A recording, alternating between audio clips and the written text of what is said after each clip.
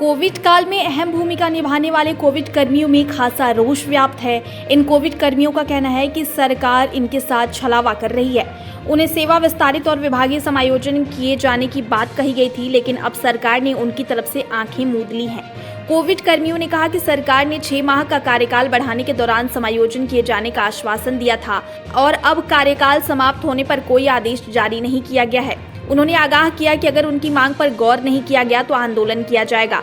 Covid कर्मियों का कहना है कि कोरोना काल के दौरान उन्होंने जान जोखिम में डालकर अपने दायित्वों का निर्वहन किया और अब उनसे मुंह फेरा जा रहा है।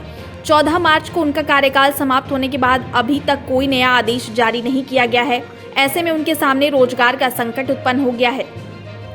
परिवार का भरण पोषण आदि कैसे करेंगे, इस बात को लेकर बेहद तनाव है। उत्तराखंड सरकार, उत्तराखंड सरकार, उत्तराखंड सरकार, उत्तराखंड सरकार, कोरोना वॉरियर, कोरोना वॉरियर, बहाल करो।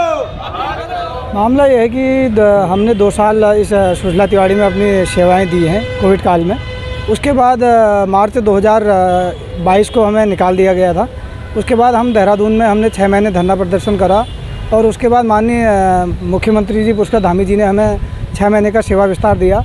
तो उस सेवा विस्तार में ये कहा गया था कि आपको फिर आगे को भी विस्तार करा जाएगा, पर सरकार अभी हमें ये 15 मार्च को निकाल दिया गया है और सभी लोगों पे रोज़गार का बड़ा संकट आ गया है और हमारी यही मांग है कि हमें दोबारा रोज़गार पर रखा जाए और हमें ड्यूटी पे ज्वाइन करा जाए। देखिए, जो स्थिति है बहुत गंभीर स्थिति है इस वक्त पूरे प्रदेश भर में। हमारे जो कर्मचारी हैं कार्यरत थे, ऐसा हुआ हम जो सभी कर्मचारी हम कोविड के दौरान लगे हुए थे, तो उसके बाद हमने कार्य करा लगातार 2 साल और उस दौरान हमारी बहुत सराहना भी हुई और माननीय प्रधानमंत्री जी मोदी जी ने भी हमारा बहुत बहुत कहते हैं शुक्रिया अदा करा कि आपने इतनी बड़ी महामारी में काम किया करके। उसके बाद हमें 31 मार्च 2022 को हमारी जो है सेवाएँ समाप्त कर दी गई थी। उसके बाद हमारे जितने भी साथी थे सभी वो देहरादून में आंदोलन रहते। उसके बाद माननीय हमारे यशस्वी मुख्यमंत्री कहते हैं धामी जी ने एक कमेटी कहते हैं कैबिनेट में एक निर्णय निकाला और उन्होंने एक त्रिस्तरीय कमेटी का गठन किया।